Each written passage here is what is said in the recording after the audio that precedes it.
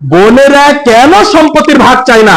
বোনদের ভেতরে একটা ভয় থাকে, সম্পদের ভাগ নিলে এই বাড়ি তার বেড়াতে আসতে পারবো না, ভাই আর ভাবি পর হয়ে যাবে, সম্পর্কের দূরত্ব তৈরি হবে, সম্পর্ক নষ্ট হবে, এই ভয়ে বোনেরা আপনার সম্পদে ভাগ চায় না।